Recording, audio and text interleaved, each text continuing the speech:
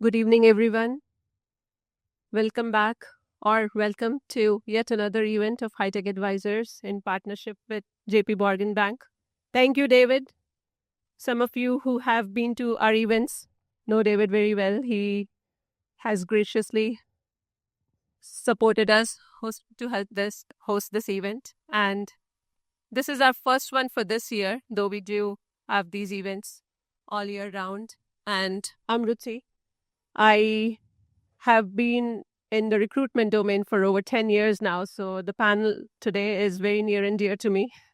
We all always wonder about how AI is changing things, and this is close to heart. So I am leading the talent team. I'm also leading and working with our clients at High Tech Advisors, and I'll also tell you more about High Tech Advisors. So we are a team of experts who help businesses bring their tech ideas to life.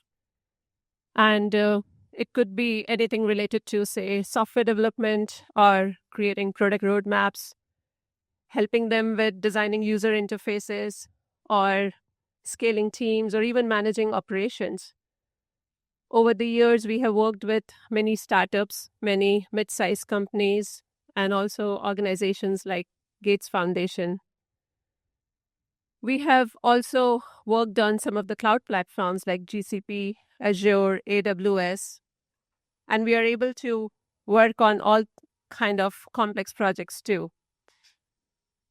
What sets us different is the way we work. We are not just a service provider, we are also partners to our clients. We work with you in terms of understanding your need. We'll design our solutions based on your style, and then the solutions that we will provide will be high quality, they will be affordable, they will be scalable. We are experts at engaging experts for our clients. Our team is a mix of internal experts. We also have our trusted partners. So we are able to work with companies and projects of all size and complexity. We like to map meaningful problems to people who find them meaningful to solve. So if you know, or if you are working on a project and if you think that the tech project could use some help, we'll be happy to chat, because at the heart of it, what we deliver or function on is like we should be easy to work with and we should provide real value. Thank you.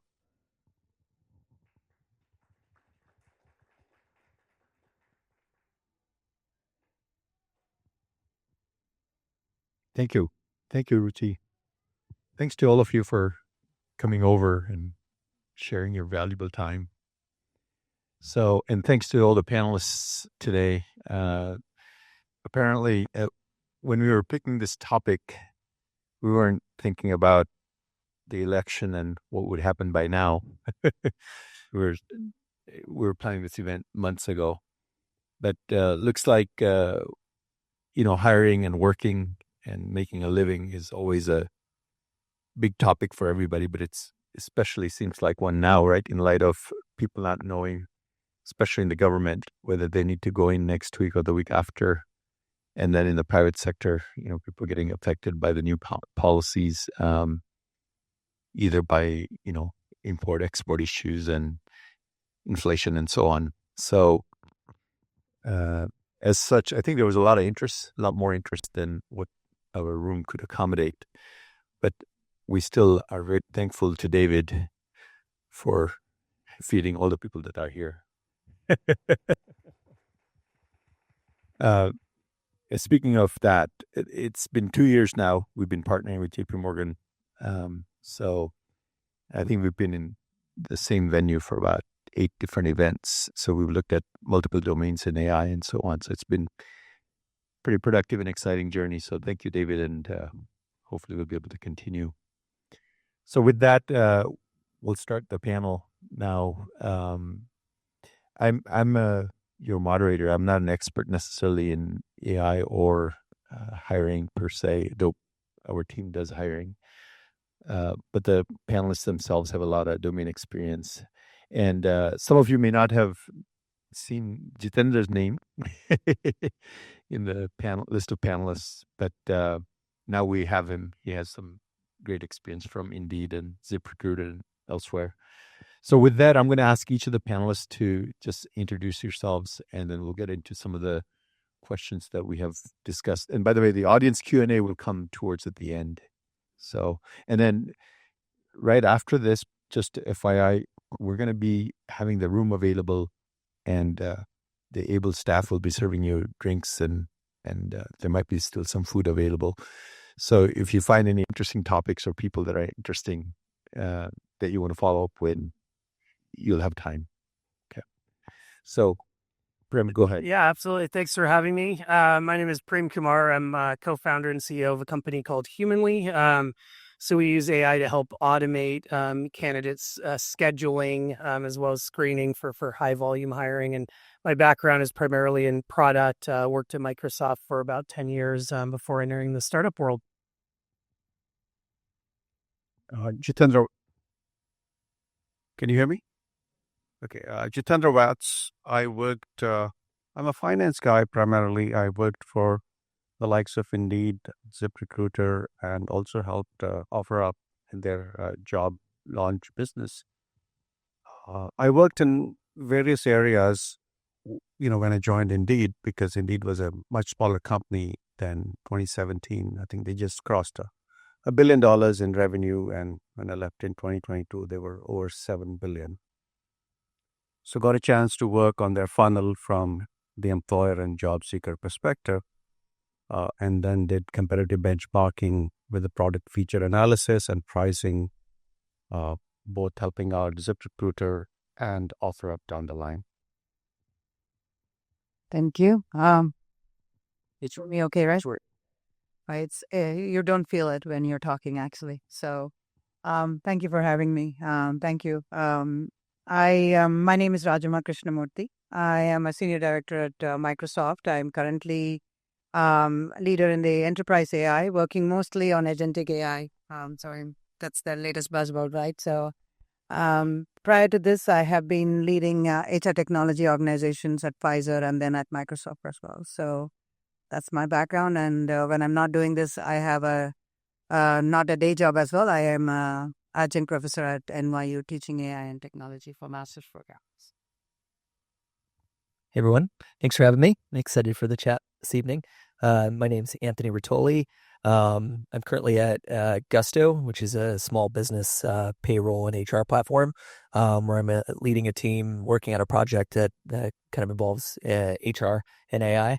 And spent the last couple of years building a AI and recruiting tool called Interview AI. And before that, spent my career in HR and recruiting. So mostly have been a recruiting guy and just kind of pivoted to product in the last couple of years. Excited to be here. Great. Well, thank you. In our previous discussions, we were looking at this topic from the perspective of different actors.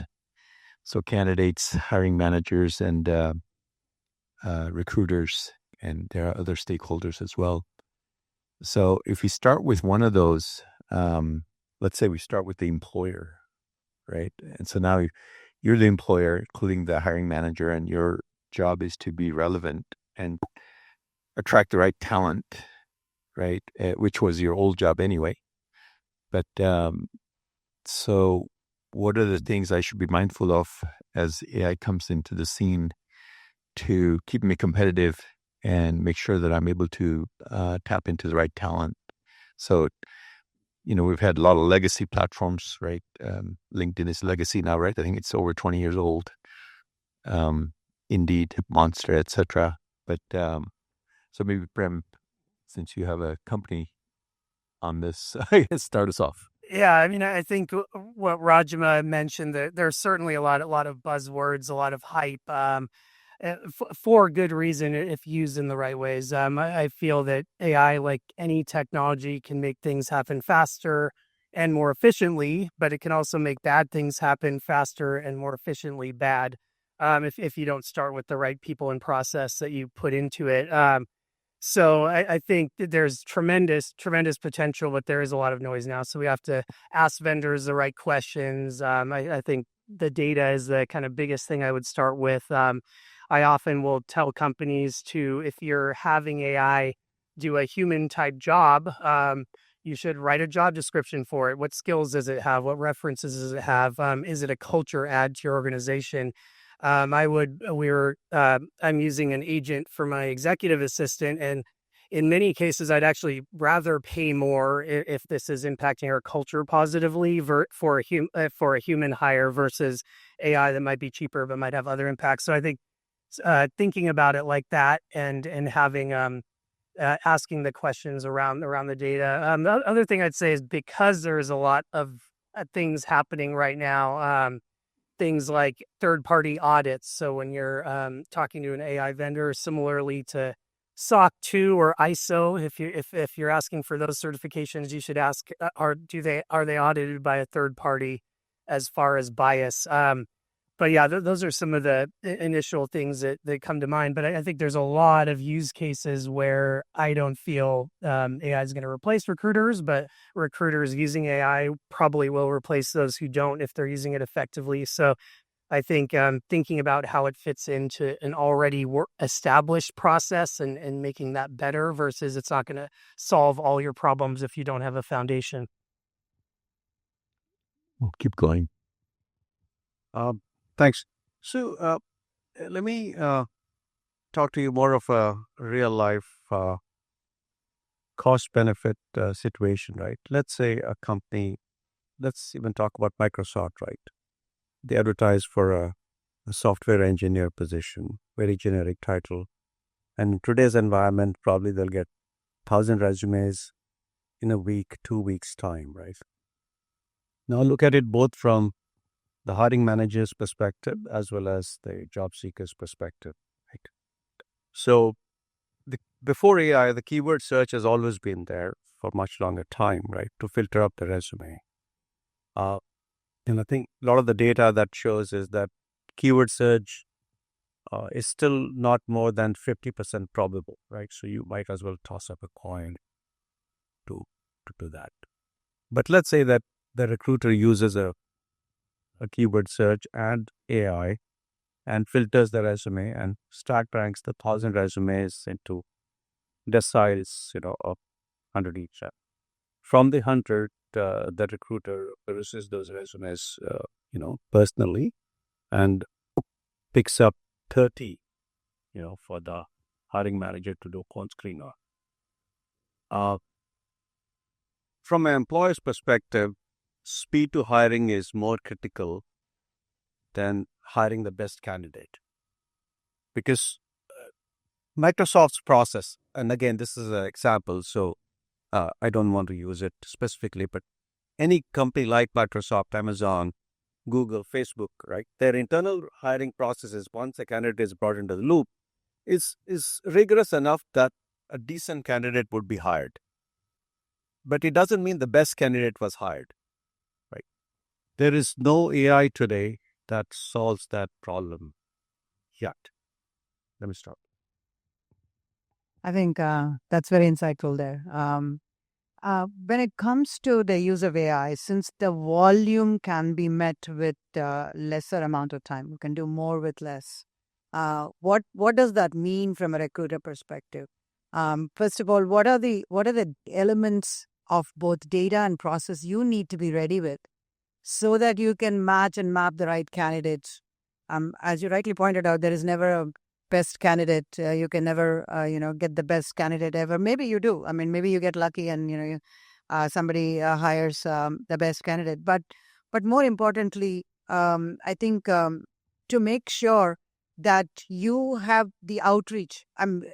Today maybe this may sound a little lame because of the unemployment already in sectors like mine, like in tech sectors, but 3 years ago this wasn't the case. I mean, there were lots of jobs and people were of wanting at that point of time. So to be able to, first of all, to be able to understand what I need, and in my company, to be a better, whatever the organization is, to be a better marketing organization or to be a better software engineering organization, that skill sets and so on, that's where the AI can start helping you. So you can actually leverage AI to not just predict for understand it for today, but also predict for the future, the near future. What is it that you need to be ready for? What are the things that are changing that we need to be? So how can you use AI to be a little bit more planful about what you want? That's the first step. And then the second step then goes to all the things that, the companies like Humanly and others provide, which is to be able to match your needs to the candidates.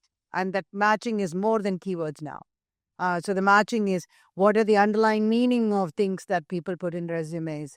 What is that? Or how do we have a chat with that person without involving a human being, but be able to extract the three things that I want in a candidate from there? So I could be asking for, can they remain calm during in a crisis, instead of asking the question like, did you have a crisis and did you remain calm, which is kind of like most of us do the interviews.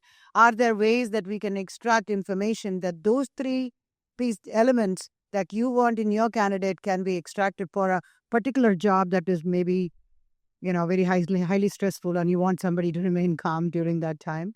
So having, first of all, understanding what your needs are, to be mapping against information that is in the resumes and conversations that you can get out of AI can be valuable. And then once you get them, to be able to stack rank them, or have something presented to the recruiter, so that they can start figuring out how to get the first 5 or 6 back to the manager. But more importantly, what happens to the other 95, 96 people that I didn't respond to? I might want them to keep them warm for the next round of hiring and so on. So can I send personalized emails to them that can be very specific, and they can say, Rajama, you are a great candidate, but you know what, we were missing these two whatever from your resume. So that could be some feedback to the candidate, as well as some something that today we all ghost candidates that we don't select for any particular next round. So here is another way to kind of keep them alive. And then continue that journey all the way to offer, right? Like, how do you have AI help in conversational way, in autonomous or a semi-autonomous processes that you don't need to get in the middle of? When it's semi-autonomous, having the recruiter be in the middle of the human in the loop, making sure. And last but not the least, also doing what Prem was suggesting, which is not letting bias come into your process. Whether it was human being or whether it is AI, you are going to, how does bias seep into the process? To have a monitoring and auditing of those things can also be done with the help of AI as well. So when you ask that question, it can be any and all of these, and in different kinds of AI. We all kind of woke up with the LLM, but AI is of different kinds, and it's been around since 1950s, so we should be able to use it in one form or the other. Recruitment area. Thank you. Go ahead. Yeah, I think, when we're really trying to think about where can we leverage AI, it's a tricky time. We're a little bit worried about the machines taking our jobs. But I think, honestly, what is good to ask yourself is, what am I not that great at, actually? And what do I not like doing that much? Again, those are scary questions because we feel like we're opening the door for something or somebody to come in. When I think about the recruitment process, I think back, I was a recruiter at Microsoft years ago. I was a university recruiter. So a lot of my job is I'd go out to college career fairs, show up at a career fair, and Microsoft was usually pretty popular. So we get a lot of people coming by the Microsoft booth, and I'd go home at the end of the career fair, back to a hotel usually, and I'd have a stack of resumes about this large. I usually bring a few alumni from that school out from Microsoft, and we'd all usually we go to a bar afterwards, and we'd take that stack of resumes and we'd say, okay, I've got until 6 a.m. tomorrow to figure out the 24 people out of this stack of 3,000 resumes that we're going to interview. What should we do?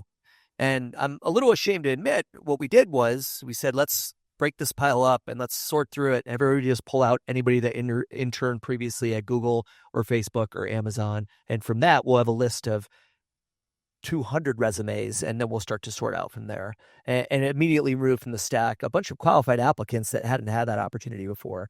This isn't something that we were necessarily proud of, but it was just necessary because there's only so much the human mind can really do.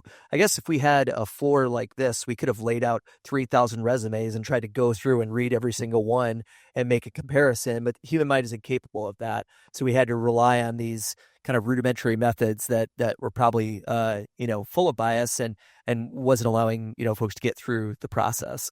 So I think it's a great example of something humans just they can't compare that much information. So we should let the AI have a crack at that. I think on the hiring manager side, what do I not like to do? Prepare for interviews. I know I've got an interview on my calendar, and I know I'm going to look at that resume about 4 minutes before the interview, and I'm going to run in and I'm going to try to have a conversation and get something out of it. So maybe let the AI help you figure out what to ask. Maybe it looks at the resume, maybe it looks at the job description. Tells you, hey, here's some questions you ought to ask. When I have your answer, maybe we could take a look at your answer and figure out, if that answer is high quality. So I think sometimes you find your way to the solution. How should I be leveraging AI? Like take advantage right now and say, what am I not that great at? What do I not like doing that much? And I think you could step in there to a certain extent. So it sounds like there's some common things that all teams or all employers would need to do, from looking at the data and looking at compliance audits to actually doing the screening for the things that you're aiming for efficiently, and then helping the hiring managers to reduce their workload, the burden of interviewing or the prep for the interviews. One of the challenges, and I looked at this domain as a tech team some decades ago, and one of the challenges we ran into was that it's very hard to come up with a automated or AI solution for a for all the employers, because there's so much diversity, right? In roles, domains, geographies, sizes. And so are there certain domains where AI can be more useful in certain situations? Because like hiring I don't know for how long we will be hiring principal engineers, but hiring a principal engineer is different than hiring a back of the store, like a retail stock person, right? Who's stocking merchandise in the front of the store at night. So any thoughts? I guess, Prem, you're sharing. Yeah, so we've started in more of the high volume hiring space. So these are jobs where you're getting a stack of resumes, like university recruiting, like Anthony mentioned. And I do think even in higher skilled jobs, there is a use of AI. It just might be different. But in the high volume scenario, I mean, right now companies in the U.S. are spending about $7 billion on recruiting coordinators, going through resumes, going back and forth and scheduling.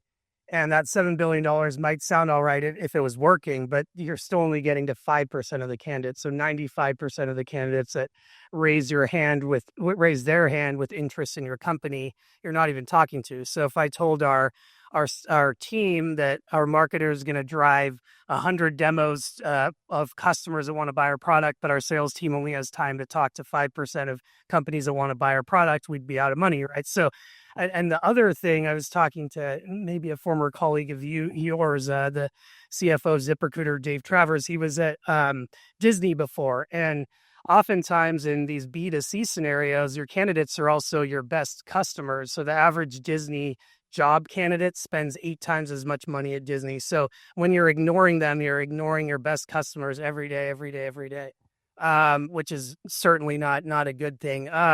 So yeah, I do think AI solves a scale problem. If I were to pick, if I had an open job and I had to pick the best person here for the job, I'd probably talk to everyone. I wouldn't just talk to 3 people and then decide who's the best person for the job. And that's exactly what we're doing right now. And applicant tracking systems, kind of based on archaic technology now, when you're using things like keywords, like was just mentioned, you're just finding shortcuts. So what's a quick way I can find a way to not have to talk to so many people? But AI can help you scale being able to talk to everyone. And that's kind of, I think, one of the promises. Let me add to what Prem was alluding to. 7 billion is the recruiter, spending that is happening. Globally, they say the whole recruitment industry and associated fields are about $300 billion industry. Of that, temp hiring and internal automation is more than half of that. That space, because when you do in temp hiring, you also add in other services you provide, because you do run payroll for them and other things. So more than 50% of that is internal automation tools and temp hiring, and then job advertisement space that the likes of Indeed, LinkedIn, and some of LinkedIn and ZipRecruiter work in is about maybe 20-25 billion dollar industry. And then you have, of course, the recruitment ad agencies, the programmatic agencies, applicant tracking systems, and others. And then, of course, direct hiring and executive recruiting. Because if, as you know, that in executive recruiter, you can charge 10% of the salary. It's the minimal that you charge when you for a retained search that you do, right? So this is the landscape that you're. It's a lot more. I'm sorry? It's a lot more. Yeah, a lot more. Lot more, yeah, exactly. I think 10 is the minimum. It can go up to 15, 20, 25, 30% of the annual pay, right, to do that. So when you're talking about this industry, you have to say, hey, if you're to attack the existing market, we're not talking of starting new markets because that's a whole different discussion. But if you're attacking the existing market, this is your pie, $300 billion globally, to reach out to say, hey, how can I, with my IP that I create in any of the AI space, which side would I go and attack the pie from, right? And most of these tools are helping monetizing the employer. There are very few that monetize job seeker. I think LinkedIn may be one of the few that monetize job seeker because they say, hey, you can reach out to so many contacts. If you're doing that, Indeed doesn't monetize job seeker. Neither does Zip or others, to do that. So that is where I would say to frame this discussion along would be that if you're building a tool, which of these stakeholders are you saying that you would speed up your process for efficiency?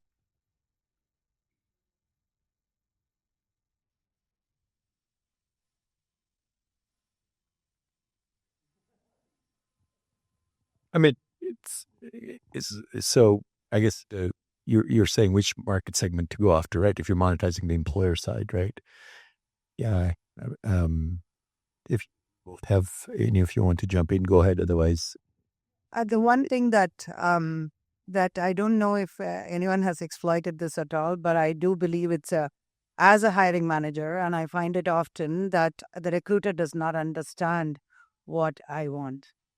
We just hand over a keyword and say, look for people with HR technology background who have worked with SAP, and if the resume does not have the word SAP and HR technology, then they reject it. I mean, a recruiter they are serving a lot of variety of customers in the organization, and how do you kind of make sure that you can pick the right one? I think this is where AI can even additionally help. They can help it, and the speed at which we are changing the words around us in terms of technology or otherwise. Working in the tech industry, I can't keep up. So can you imagine a recruiter trying to recruit in the tech industry? Can they keep up with what's coming at them? And this is probably applicable in every industry. I'm familiar with tech, so I'm talking about it. But there is an opportunity here to educate on both sides and still kind of extract that from on both sides to be able to kind of bring the right candidates to the fore than before. Which means that if you're asking for HR technology, having similar technology or business function technology background, will that do? And so on is the process you're asking for. So you can ask the right questions of the hiring manager, and then, you can make sure that additional things can be sought from the. So I'm currently recruiting, so I know that we are not, we had to go through the resumes ourselves because some of the, resumes that were mapped back were not the ones we wanted. So because it was just very literal in terms of how we wanted. So there are opportunities to kind of bring in AI, especially the power of LLM, into these areas of meaningful teaching and learning as well. I think for now, where AI struggles to assist is where you have roles that just involve more human nuance. So I'm working in the, kind of in the HR space right now and hiring some HR folks, and HR folks are dealing with human beings. They're dealing with some things that are less nuanced. Tell me how my benefits work is like, AI is ripe to look through benefits and give you an answer. But, so-and-so's unhappy because of what the other so-and-so's doing on the job. And, how do I sort this out and how do I make a fair decision? It involves a lot of human nuance. And I think there's other examples. I think for highly technical roles, actually, we've seen solutions for years that in the form of offline coding challenges, where you have to an extent a kind of binary solution. Does this person know this or not? So it seems like where there's both human nuance and advanced human intelligence. So we think about like a principal engineer. A principal engineer is doing a lot more than writing code. They're thinking about complex architecture. They're making like human decisions that are just require a lot more of our brains. And I think that it'll take a longer time for AI to impact and be able to assist as much as a human mind's involved. So I guess less complexity and more scale is where it's going to have a bigger impact, right? And then For now.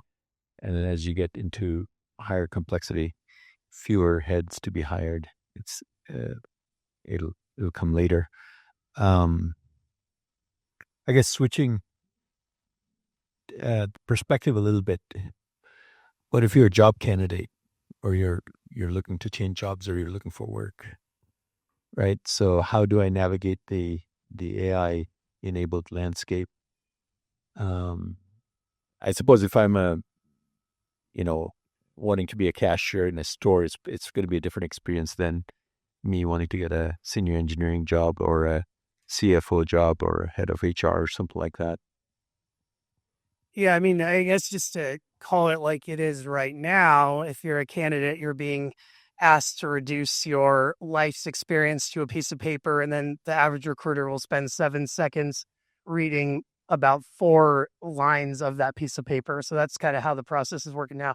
I mean, I think to me, like, I definitely think there should be an outcome for every candidate, and the way of doing that is they might not be a good fit, but you can use technology to suggest other jobs. There are some compliance things around like giving very detailed feedback, but we could certainly do more than we are now.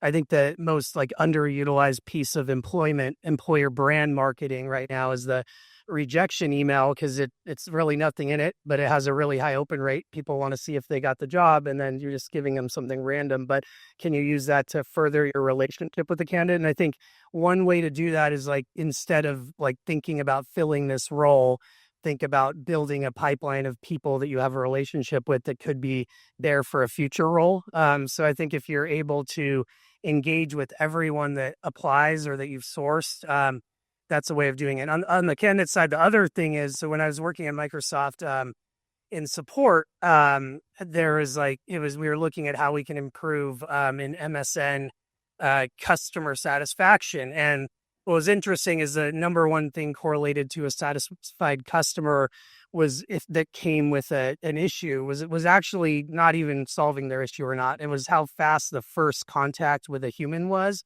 And then if you didn't end up solving the issue, if you were still fast enough, they'd feel better about the situation than people that got their issues resolved, but it took too long. So I think reducing time to first touch, using AI to get someone into a two-way conversation or an interview right away. And also when we think about screening candidates or interviewing, from a candidate perspective, it really is two-sided. So can you not just give them a form to fill out for you to screen them, but can you allow the candidate to screen the company by answering their questions? Then you have the no-show rates, the drop-offs being less if you're truly treating this as finding a match versus just screening people out. Instead, you're screening people in.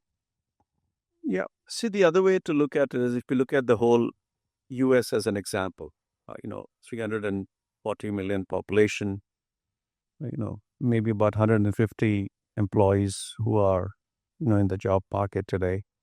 On any given month, there are about 10 million or so vacancies, advertisements for a job. Not advertisements, but vacancies. That's what the U.S. Department of Labor publishes. So 10 million openings, give or take, 150 million people there, right? That's going on. The numbers bounce around. When 2008 depression came in, I think the number was more like 2.5 million a month, and steadily rose, to 12 million plus when COVID post happened and do that, right? So when you're trying to size the market, so about 6%. So that means for every opening that you have in the U.S. economy today, there are about 15 employees total, like 15 potential employees total from which you would get that, right? And the number bounces so much from occupation to industry, to do that. And to, to Harish's point and what Humanly is working towards is that most of these jobs are hourly. Knowledge industry, because most of us here are in knowledge industry. So we have an automatic bias towards that industry, thinking of, when you think of a job, you think of a software engineer, right, as the first comes to mind. But that's not a typical job that is in US today, or for that matter, anywhere in the world. People in retail, people in transportation, supply chain, hospitality industry. Then the other, when you talk of government, you're talking of essentially teachers, firefighters, and policemen. Those are your bulk of the U.S. middle class that is going on there. So that is where I feel strongly that and that's where also there are fewer differentiations, for hiring, like nuances, right? I mean, Facebook is trying to hire a senior dev manager. There are so many nuances compared to a city wanted to hire a firefighter, to do that, right? A policeman or a teacher, right? So I feel that that's where I think companies like Humanly are placed because of high volume hiring. So that's where they would get the first use case of helping out both sides to hire fast and efficient to make an impact before you go into companies that we all are familiar with, like like Deficient 7, right? I think we should leave that out of discussion because that's an edge case as well as the U.S. economy is concerned. On the topic of what a candidate ought to do in the world of AI, I think Anthony, you spoke about the fact that there are aspects of a recruiter's work and life that they would rather delegate, and so in that case, it doesn't matter whether it's high volume hiring or whether it is low volume hiring for a senior engineer or a principal engineer. There are aspects of recruitment that do get delegated too. So even a senior engineer or a principal engineer could be doing a tech interview without a human being. Or they could be on the, or reference calls could be made for them without a human being. So there are things that can happen even in the non-high volume industry where AI are now starting. This is where the AI is kind of entering the market in those mundane tasks that people don't want to do. So that is one area.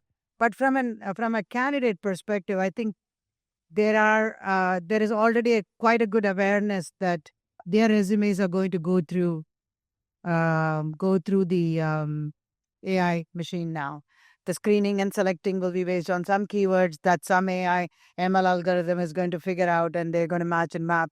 And so they are getting smarter about how to even construct resumes. And there are tools available for that online as well. So how to write their resumes better so that there is a better probability that can be picked up by the algorithms is already something that people are starting to get aware of in this.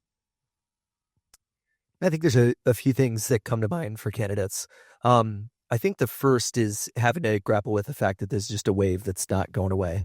I was on a kind of anti-recruiter forum recently where somebody was showing an image of like an application process where they had to interview with an AI and say, no, I won't even go through this. But I think it's not going to go away. It's only going to grow.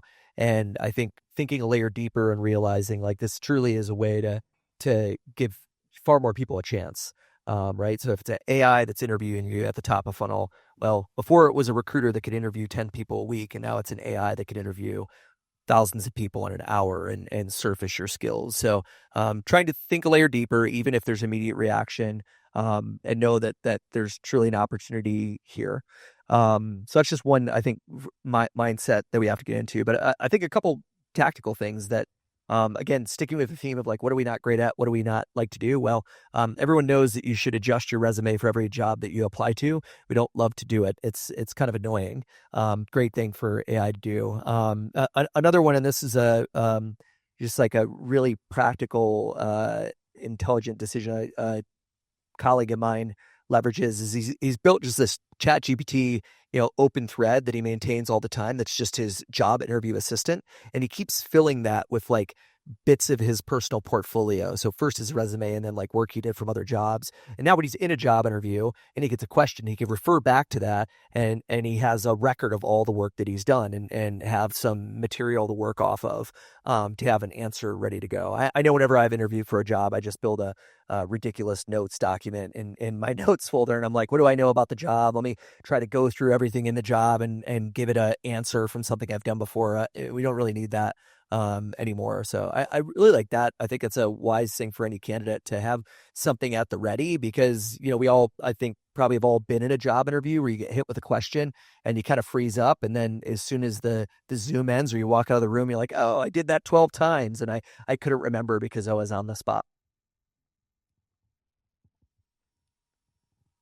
Wow, that's probably the most helpful suggestions, I suppose, as for all of us that find ourselves looking for new opportunities over time. Yeah, it's interesting for the employers. They're looking at hiring more than one person usually, but for the candidates, it's only, I need to just place one person in the best possible slot, right? So, yeah, it's, I guess, so then maybe we'll move on to another theme that I had in the discussion, which was looking at investment opportunities and entrepreneurs' opportunities in the context of some of the discussions we had. But I want to come back to something that you alluded to. Most of the monetization has happened on the employer side, right? Very little on the candidate side, right? So as you look at AI and technology in general, and as it evolves to address the hiring requirements, do you see that shifting? I guess any of you might have an opinion on this. Or Jitendra, do you see that shifting, or will it always be more the employer spend will be, 99% or something crazy? And that's where the money is, right? Sure. We'll do that.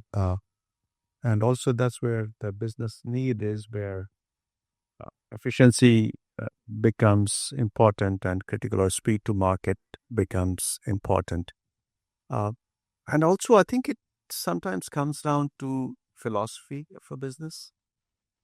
So indeed, had this motto that job seeker first, right? They said that that's the only way we're going to grow. We're going to put job seeker first because that's the way, if we only retain the trust of a job seeker, can we grow our market share, right? So they held to their philosophy. So purposefully, they made a decision not to monetize the job seeker because they said, we have a social goal to help people find jobs. You could, I think though, you could have another company that has a different philosophy, because I'm sure all of us have been LinkedIn, and once you put, open to hire, job searching, you see all these vultures swoop in on you, right? Trying to say, hey, I'll help you in A, B, C, and my first interview is free, right? To do that, to get that, right?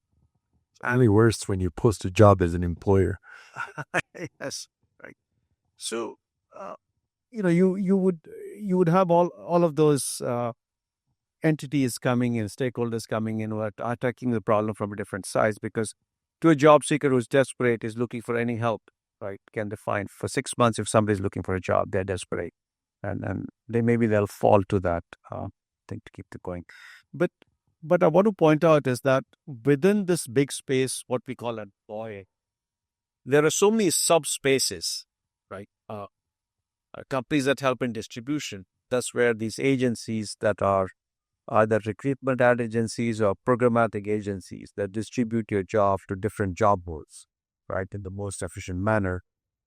And they normally bill cost per click, price per click. That's become the standard measure. Indeed, moved away from cost per click to cost per apply, and they had challenges and then moved back to cost per click. They felt that was more than the way they ended up being. Sorry. Okay. Thanks.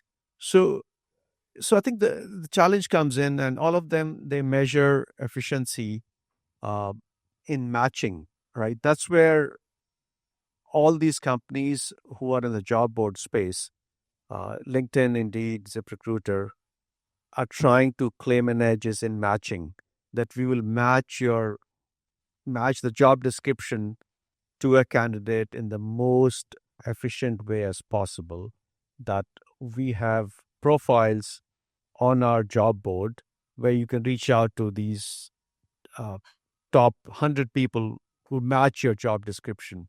And you don't even have to wait for them to apply, but you can reach out to them because we have their resume database or we have their profile, right? That is where the initial push in AI has happened among these big job boards, is helping reduce that traffic, from 1,000 resumes to 100, is by matching and providing that qualitative scale. So that's the first low-hanging fruit that all of them are attacking. In the environment we find ourselves right now, it could be a great monetization investment. I'm quite sure that people will pay for finding a job. But that is already existing in some areas. Fixed jobs and gigs.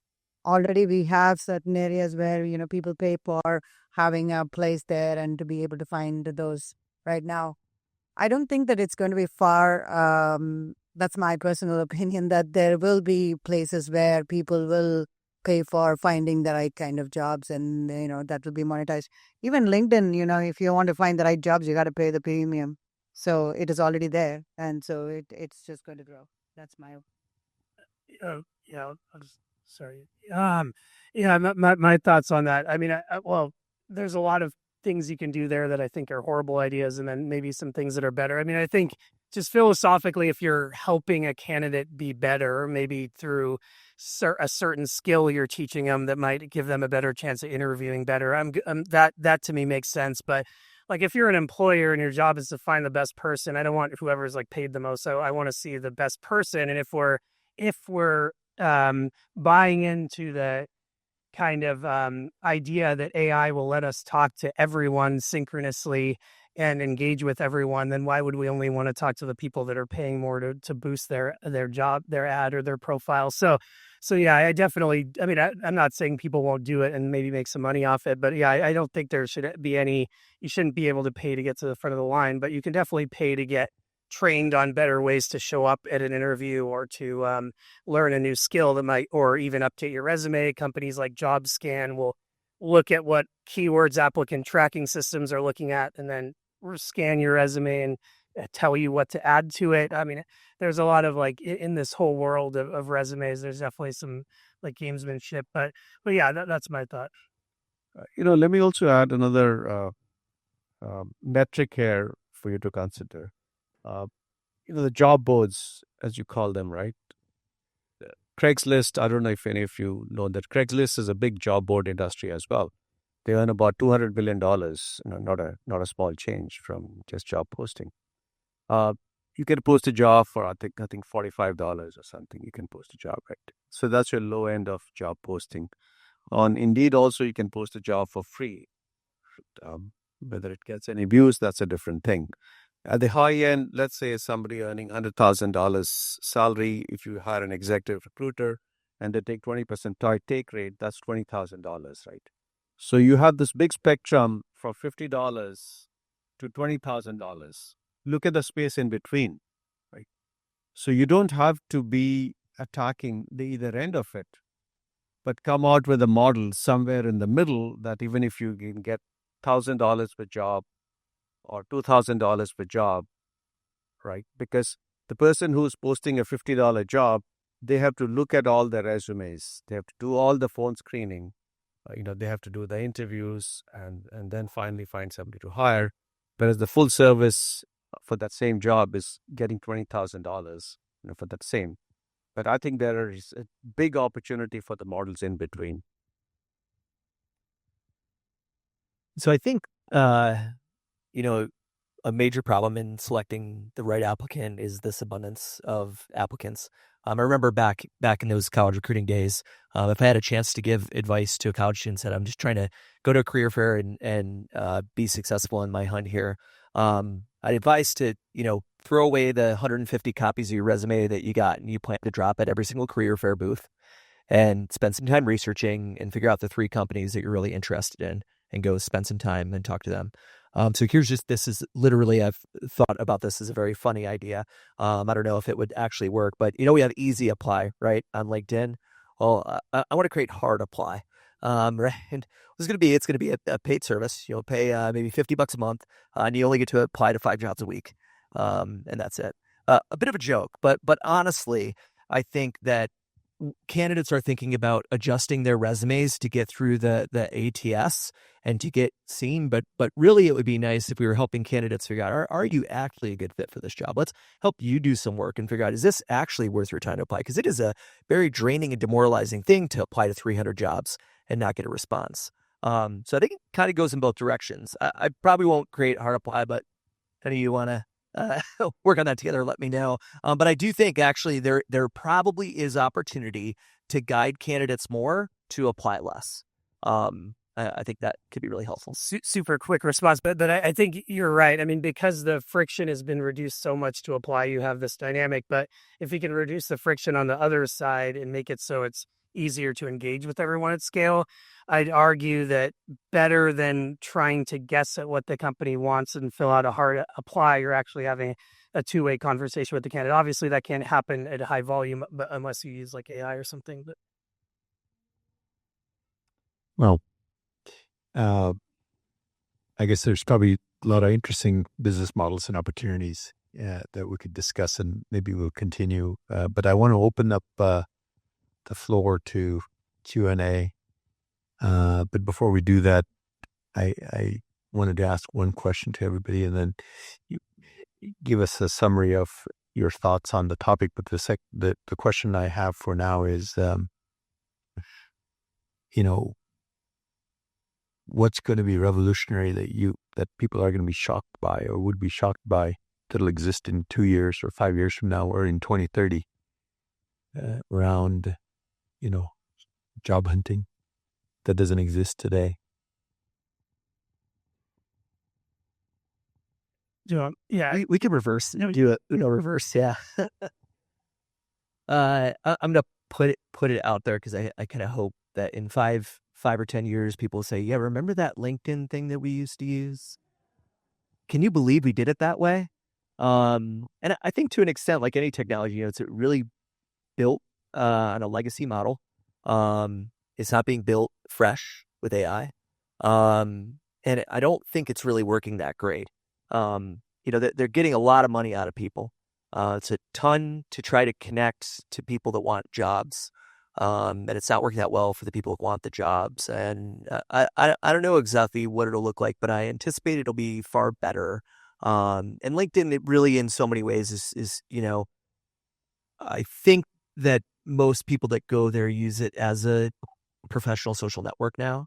It's a place to show up and get your word out. And that's great for that purpose. But I don't know that it's actually so great at connecting people for jobs. And I think we'll look back and we'll have a far better approach. And so that's what I'm hoping is revolutionary. And not everybody's on LinkedIn anyway, right? That's for sure. I don't know. I don't know what's going to be so revolutionary in 5 years' time. I know that jobs are going to be changing. They're already changing. And, certain jobs will not be there. And, there are lots of predictions from, the from various different publications. I'm not going to go into that. But what I believe is that there will be a more of an open marketplace for job seekers, is what I'm thinking. And that is when you're going to reduce the friction from the employer side as well, where jobs will be more easily available. And you don't need a platform to go seek the job. And that would be then more democratized in that way. And then you can, the application itself should be much easier. And hopefully we will all have some digital profiles that we don't have to apply anymore. So that's the future. Uh, in my opinion, I think in 5 or 10 years' time, what would happen is that every employee or a job seeker in that case would have a dynamic list of 5 employers who are willing to interview that candidate, for the position that they have today. So every job seeker would know their worth, that there are these 5 employers. Today, if he decides to walk off from the job, there are these 5 employers who are willing to interview her for the position that the company has today. That would be the real benefit of AI and balancing the job seeker and the employer side.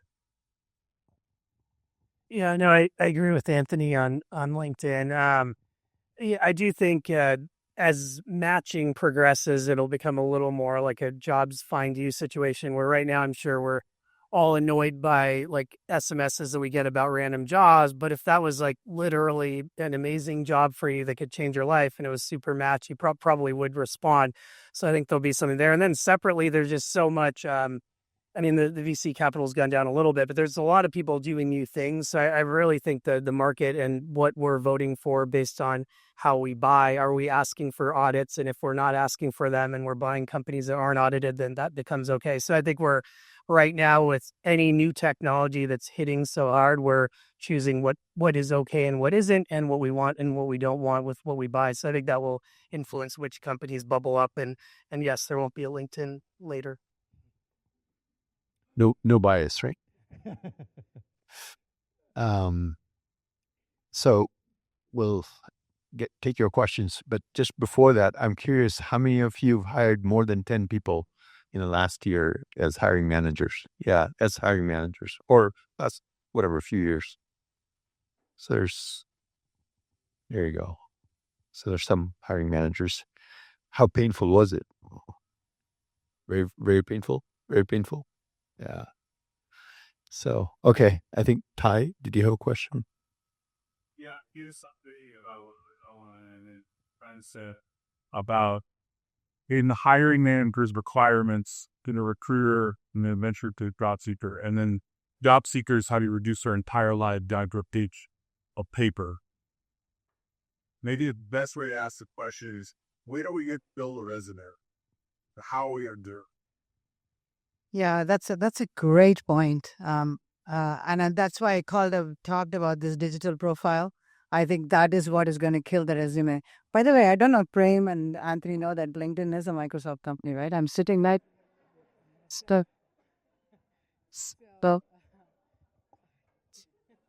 Oh yeah, the sample sources. Thank you for that. Yeah, but I think that the resume will go away because of that. I think we will all have validated skills and validated profiles that will be similar to how we have blockchain, that will actually kill that resume, and you don't need to do that anymore. There will be no background verification. There will be no reference checking anymore. Well, on the other side of that, I also think better question back to when Anthony's point of having to remake your resume for every employer. You need the employer to just ask us better question right from the beginning, and I help prove what I can do there on that, and not at scale. You and Lee is talking about what everybody gets. I think Not to actually show that actually done from that point. I think the job descriptions need to get better. I think today the descriptions are run-of-the-mill descriptions. They have absolutely no clue. Nobody knows, and we hire Yeah, I think that will be the revolution when you can actually describe the tasks that somebody has to do, the skills that somebody is seeking, and then the matching is much more meaningful at that point. And what that particular job is enabled to do, and what they are empowered to do, and how all of that dynamics actually plays into it, basically. Sometimes the hiring teams don't know when they're planning to hire what the requirements are. They actually discover them through the process, right? So it's iterative. That is the danger. We're in this business. More than half of the hiring teams are like that, half the time. Okay. Agree. There's lots of questions. So Andy was next. Go ahead, Andy.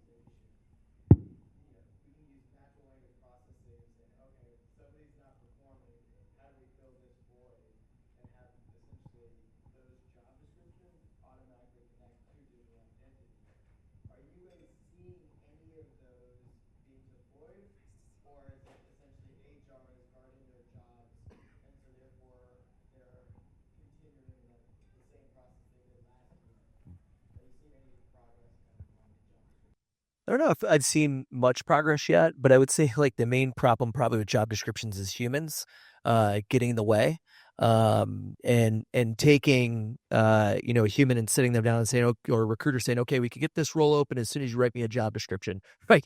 Never seen a worse job description than when you say like you'll get what you need when you sit down in the middle of all your work and just put it to paper. And then it gets tough for them to figure out what it is. So I think it'd be nice to see a future in the same way a digital profile will be created. That's, more and more tools are integrated to all of the tools that we're using every day to do things like performance management. So I think it'd be great if those same tools were looking at actually what's happening in the work, where the gaps exist, and write in the job description from there. I think you're probably implying kind of the same, but I'm certainly aligned. And I think like it's funny that the furthest we've gotten probably on job descriptions so far is a tool where a human still has to input instructions. And now what does my person do? I think we want them to do this, this, and this, and then it'll put together some fancy language. So I think probably we've got to let the machines look a little bit closer at what we're doing, and generate, gaps of skills in a job description from that. And maybe it's not even exactly a job description in the future. You can get all the culture stuff and all that on a beautiful career page. I think getting down to the hard skills, we should let there be a true analysis of what work actually needs to be done, and get humans out of the loop a little bit. I do believe that it'll come to that. I do believe that today, much of the bad hires, if you will, is occurring because we start with a bad job description to begin with. And I know that you said that you don't know what they're going to do in the first place, so you're just hiring with a general job description. But I think that needs to change as well. And that, because I'm already seeing how do you manage the internal people who are already working in a company, how they move from one job to the other. You have to have hard skills that you have to say, I know AI, or I know I can do this. And so that's why you get the next job within the company. And that's all skill based. I think we will go back to a currency, and it's no longer going to be all the ambiguous words and around all of that. And that currency is going to be skills or something related to that, so that we can all wrap the thing. Yeah, one thing, and I'm not saying like I think this is going to happen, but if we're talking about the future, one way of thinking about it too is even if you write an amazing job description, you're still comparing two pieces of paper. And in the sense of right now, a lot of companies are becoming okay with a virtual entity, like representing them like a chatbot on their website. So, I mean, I'm not saying I think this, but like one way of thinking about it is if there's a better way to represent yourself than a piece of paper, or even represent your company. So instead of trying to just get those pieces of paper to be better and better, do we work on these agents representing us, and maybe a candidate has their agent, if a company has their agent, and they're interviewing each other to see if it's worth the humans spending spending time to talk to each other. Yeah, so I'll just add one more thing, just to kind of as I was thinking about this, like it'd be great if the system just put it together. Probably a shortcut that I think I might try soon is I know on my team we record almost all of our conversations. It'd be really neat to get the transcripts from all those conversations, let's say over the last month, feed them into AI and say, write the job description from this, right? Probably be a lot more accurate than just trying to write down what somebody does. So there, Legal love, yeah, record our session, but I think I saw Roger's hand. So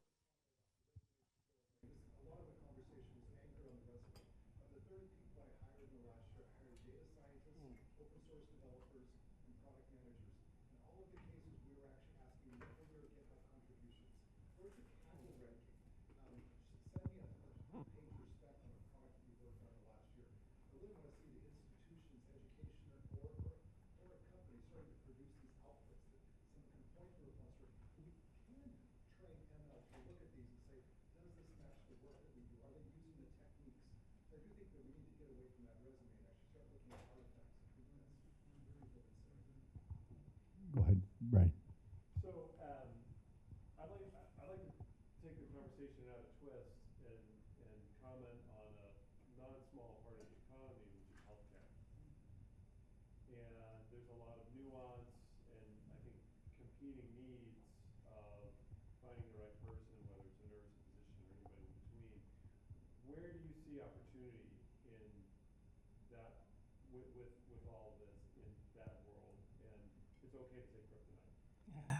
Let me give a real example, a real life example of that, because at Indeed we were trying to solve the same problem. And I think in the healthcare space, unlike other spaces, the ratio of job seekers to jobs, is a bit inverted than others. And there are always more jobs than job seekers in the healthcare space. And especially if you're trying to hire for a nurse, and depending on whether you are talking of whether the nurse is in a hospital, physician's practice, the shifts, the licenses, other requirements. I think you're talking about like 150 combinations. Imagine trying to put that in a job description. Through that's just not practical, right? So it's only when you put up that and then you start matching things that you come up to say, hey, if we need A, B, C also on top of that, which is not there in the resume. So then the question came up to say, hey, if you're looking for a pediatric nurse, working in an urgent care facility in Columbus, and you're not getting resumes, then you say, hey, how about reaching out to those nurses in Cleveland? Maybe they'll have connection to Columbus and move to Columbus in that space. And then you say, hey, we need to bake in a relocation allowance for that position because that's just not available here. That is one way healthcare, is being addressed in the overall job space to do that, but not an easy solution there. Any other thoughts? Otherwise, we'll take the next one. Go ahead, Ben.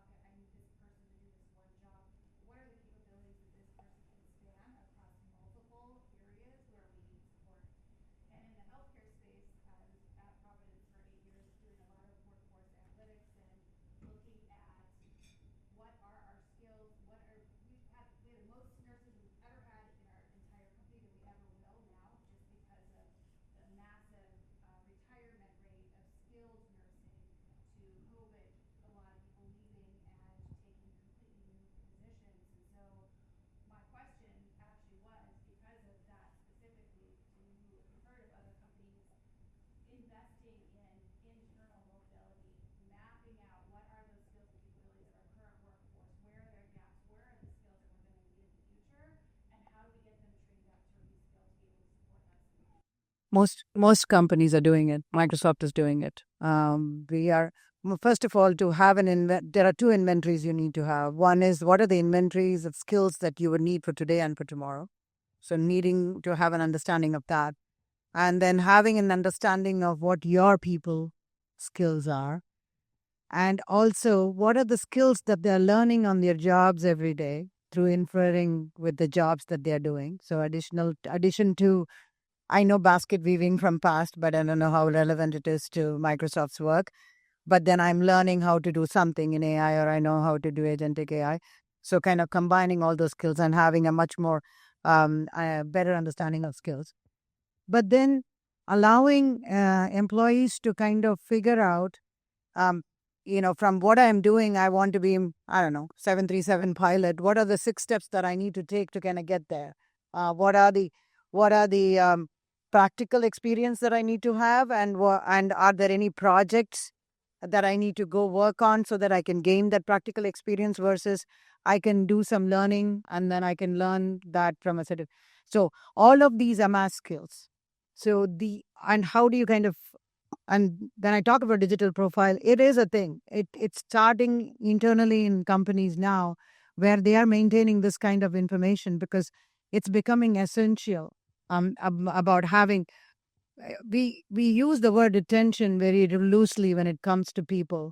Retention is not about it's the worst kind of retention when you have an employee that's going nowhere, because that means that they are really not ingrained into your company and they're really not doing anything for you. So having within the company how they can move around, learn and grow is the mantra. And that is something that most companies have started realizing, and the past competencies and the levels of competencies. Remember those days when we were like identifying? That's all gone. Now it's all very plain skills, and those skills are available in the marketplace that you can bring in, whether it's from LinkedIn or otherwise, and start creating, almost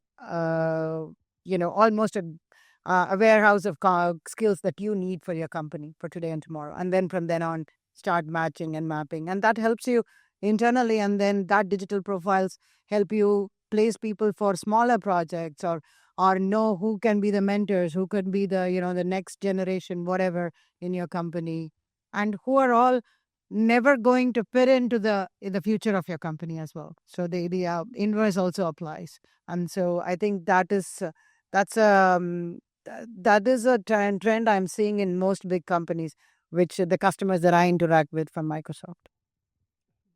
Go ahead. So my question is a two-parter, and the context of it is external job seekers in 5 years.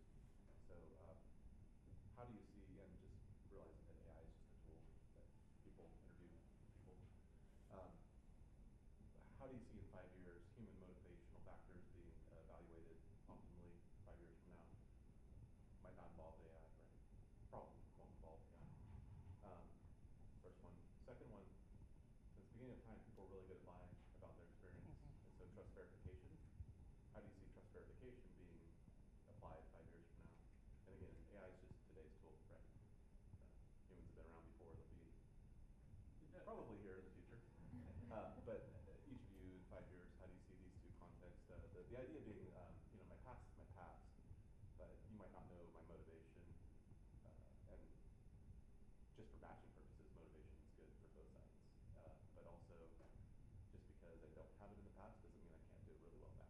Basically, recognizing potential, that human intuitiveness that comes in when you can recognize potential in any candidate.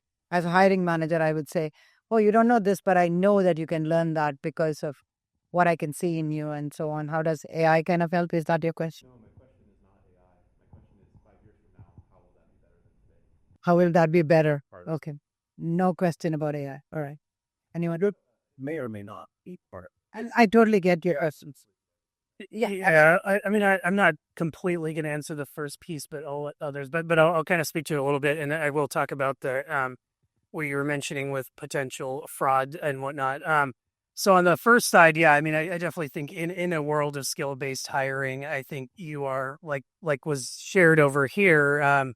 Being able to show a more holistic view of who you are. So the universal profile to me is it has artifacts in it, assuming there's no IP issues, but and things like that. And you're representing who you are more. And if we're really talking about like skills-based hiring, retention is also not it shouldn't be a percentage of people that leave. You should be thinking about what skills are exiting your organization and how do you hire for those skills. So it might be like an SDE one that's leaving, but you don't just replace it with SDE one. It might be the one that's most central from like a network centrality and a culture standpoint, or maybe that's this person. So I think I do think in a world of skills, candidates will hopefully there will be tools to help them more adequately represent their current skills. It's kind of like kinetic and potential energy, their future skills and potential.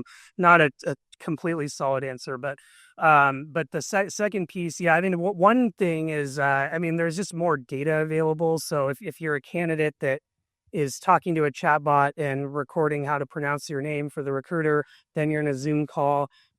Theoretically, a voice sample is as good as a fingerprint. So you can make sure this is the same candidate that filled out this and did this and this. So I do think with more things that are measurable, there will be more things that are obviously there's PII concerns. Voice biometric data is PII data, but as we make more data available about ourselves, I think it might be easier to identify fraud based on someone's voice, based on things like that. Yeah, and just the context, that's a good point. I wasn't intending that you were posing, but just simply you didn't have a good self-awareness that you were misrepresenting your skill level. Yeah. I didn't mean that you were posing as. Oh, got it. Okay. So neither of us answered your question then. We both tried, and neither of us answered either of the two. So let's try more people. Let me give another angle to that, right? You talked about, potential job seeker misrepresenting intentionally or otherwise is one. But the other part is how about the employer itself, what they put in the job description? Is it a realistic job description? When they're looking for somebody with 2 to 3 years of experience, but the skills they're asking for is somebody you'll get after 20 years of experience, just as an extreme case, right? So there is a misrepresentation from both sides, that is happening in the industry. And for the job seeker, it is to say, hey, if there are 5 things that an employer needs and I meet 3, I can fake the other 2 and maybe get my foot in the door, right? Is that hope? So you can't, blame a person for hoping, because, and we all know from experience that we've hired people who did not meet all the requirements that we had listed out, because many of the things could be learned on the job. They were not like critical or a poison pill kind of a thing. One super quick thing I remembered when I was giving you the wrong answer, but one thing we've found, and again, this could change over time, but you're much less likely to lie if you're asked in a binary way. So if it says H-1B visa is required on the job application, or sorry, the job description, you might ignore certain requirements and you might apply, or you might say things in your resume that's fake. But if you're in a two-way conversation, even in the research we have, even if it is with like a chatbot, but it's saying, do you have this, yes or no, you're less likely to. But yeah, I mean, you can still do it. There's lots of questions. We're going to run out of time before we run out of questions. But what we're unlikely to do is run out of food. So look behind you. There's a lot of food. And so I just want to remind everybody that we're going to have time after this for you to have some food. And also, since we are probably going to run out of time in front of the full panel, you will have time with the panelists individually afterwards as well. So maybe take 2 or 3 more questions. I think, okay, we have 3 raised hands. Okay. So we'll go with Ash first. So to your point, actually, I'm just going to make a comment. So not job interviews, but annual reviews. We actually implemented a solution, not in the US, but in Japan, to watch you for about 5 minutes for mood disorder. Whether you're lying, your intent, whether you're going to be in the company, or you're about to leave the company. It's technically illegal here. Yeah. I know that. I already know that. They actually wanted us to do it for pre-interview. We said no. This is the second largest company in Japan that does technical. I don't want to go beyond this. Okay. So there is absolutely super easy. it's not complicated technology. There are 32 points you can adjust, and you can basically figure out, are you lying? Yeah. You're talking about your intentions, right? Like, you know, And but this is for annual review. it's also not illegal because every laptop that you I log don't into know. says I don't know you if it's have illegal. no assumption of Yeah. privacy. All And that I'm so saying is whatever that you consent to is not illegal. technology is, this is 2 years ago when the situation was flipped. There were more people wanted that were like, hey, I've got 5 jobs offered. So that was the time. The situation has flipped, so I don't know what the case is now.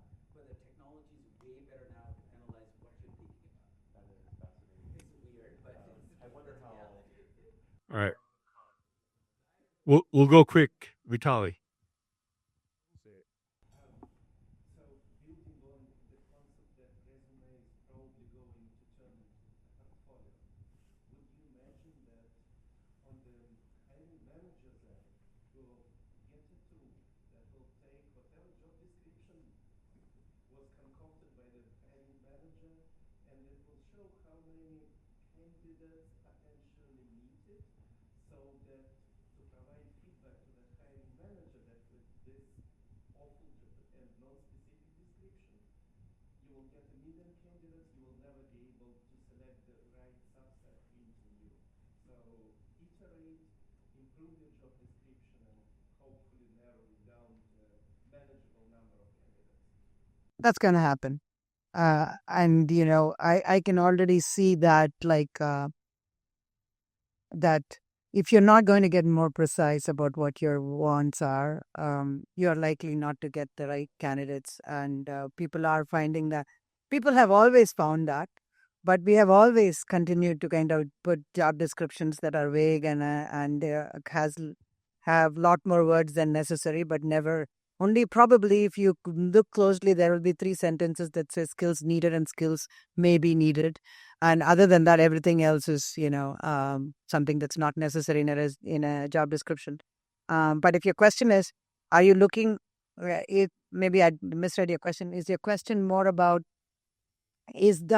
are the job descriptions going to be able to be improved based on the fact that in the future that's going to be more precise kind of profiles? Is that your question? Yeah. Okay. Yeah, absolutely. And I think that the data is going to show that they will be able to kind of, and sometimes they can actually. I mean, one of the things that you said, which is we fashion the requirements after we look at the resumes, can happen too.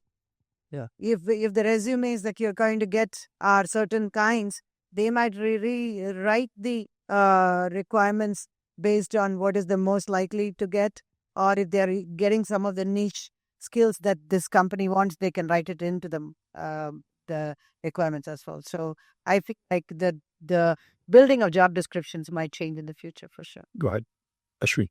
I have a question similar to the healthcare industry question. I work in the restaurants industry, and I'm thinking about frontline hires in restaurants. Think baristas. We hire millions of them, and we essentially hire for. We believe we can teach them the craft, but then essentially we're hiring for attitude and the age range is from high schoolers to retirees. What possibilities do you see 5 years from now using AI and automation for the scale and complexity that we feel that we should be reimagining? This is in many other. Yeah, no, we work with companies in that space, Jack in the Box, Taco Bell, and companies like that. And I think really, I mean, a couple of things. Like, yeah, I mean, there's some processes that they're using that are very automated. So you go through an AI chat interview and you get dressed and show up at the job with that afternoon. There are scenarios like that. Obviously, background checks and things come into play. But yeah, I mean, there are.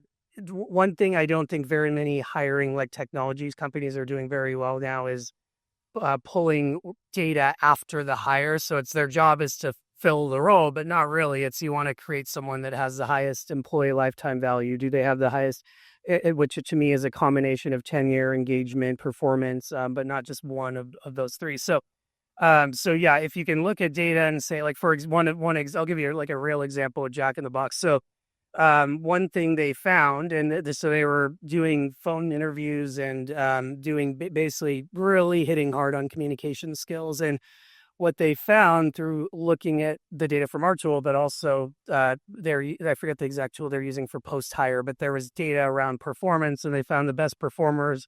It was not communication; it was coachability. So if you could coach them, they would get better. So I think if you know enough about the outcome and then marry that to your inputs and what questions you're asking and how you're evaluating, that's something that's not really done a whole lot right now. Yeah, I just think that feedback cycle is so important for all of this. It has to go full circle. Same as kind of, I think it even connects to kind of the development of the job description. And we're already seeing a bit of this, but I think job description probably makes a lot more sense to develop by dropping in the LinkedIn profiles of the 5 best people on your team. The 5 people you looked at that are on LinkedIn that aren't there yet, maybe some results from performance feedback, and creating something out of that. So, but I really love the idea because, again, it's same as the job description. You're asking somebody to write down what they think somebody should do, but that might not even really work out well once the person gets there. I think that's a lot more valuable. Extracting behaviors of your best people on that job to write your job description that can then ask the right questions of the candidate in both the uh, bot interaction, or the non-human interaction as well as the human interaction can get you to the right candidate. And it also doesn't have to be incredibly complex. Like, for example, with many deskless workers in retail and hospitality, the number one thing correlated to turnover of high performers is how close they live to the location. And that's something that's pretty easy to find and diagnose. So I think there's also a lot of low-hanging fruit that people aren't looking at enough. Carol, the example that you asked the panel about, that is valid as well for the knowledge industry. Certain companies like GE, Procter and Gamble, they invest a lot in training. Their hiring is very different. Their retention is very different. Their turnover is less compared to that because they feel that they're investing upfront in the feedback and training. A lot of other companies, not mentioned above, don't do that, and they have a higher turnover, so they pay for it in the other ways, for turnover.